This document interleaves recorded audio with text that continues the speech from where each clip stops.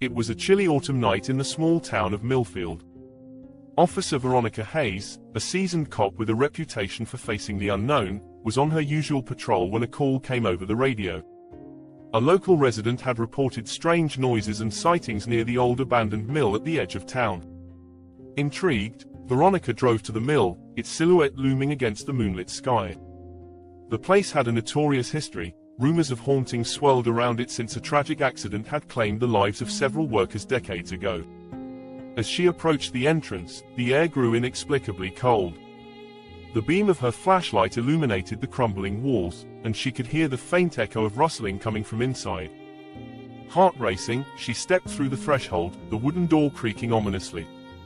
"Millfield Police, is anyone here?" she called, her voice steady despite the eerie atmosphere. Silence greeted her. As she ventured deeper into the mill, the sound of whispers filled the air, soft, disembodied voices weaving through the darkness. Veronica frowned. She was used to the sounds of the night, but this felt different. The whispers seemed to beckon her, drawing her toward the old machinery room. Stepping cautiously, she felt a chill brush past her, as if someone, or something, had just walked by. She turned sharply, her flashlight beam flickering over the shadows, but there was nothing there. Shaking off the unease, she pressed on. In the machinery room, the whispers grew louder. Veronica's heart raced as she aimed her flashlight toward the source of the noise. There, standing in the middle of the room, was a figure draped in white, a translucent woman with sorrowful eyes, gazing longingly at the old machines. "Mom, are you okay?"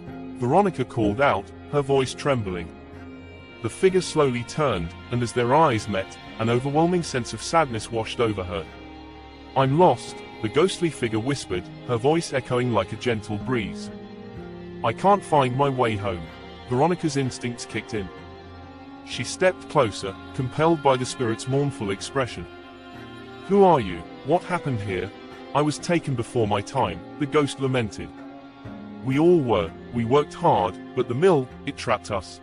Suddenly, the lights flickered violently, and a chilling wind swept through the room, extinguishing Veronica's flashlight. Panic gripped her as she fumbled for her phone, the screen illuminating the space just enough to see the figure still standing before her. "Help us find peace," the ghost pleaded, her voice breaking. "We cannot move on until someone remembers us." Veronica felt a deep ache in her heart, the weight of the tragedy sinking in. "I'll make sure you're not forgotten," she promised, her voice steady now. "I'll tell your story." At that moment, the ghost smiled faintly, a glimmer of hope in her eyes. The wind calmed, and the whispers softened, becoming a gentle hum. "Thank you," she whispered, her form shimmering as if ready to fade. Just as quickly as she had appeared, the figure vanished, leaving Veronica standing alone in the dim light. The air felt lighter, almost serene. Veronica took a deep breath, her heart still racing. She knew what she had to do. Leaving the mill, she promised herself to honor the spirits lost within its walls. As she drove back to the station, she could almost feel the gratitude surrounding her. The next day, she organized a town meeting, sharing the history of the mill and the stories of those who had suffered there. The community responded with compassion, pledging to restore the mill as a memorial rather than letting it fall into ruin. And as they worked, the whispers faded, replaced by a sense of peace. Veronica knew she had kept her promise. In that moment, she realized that sometimes, the real horror lies not in what haunts us, but in what we choose to forget. 4 Mini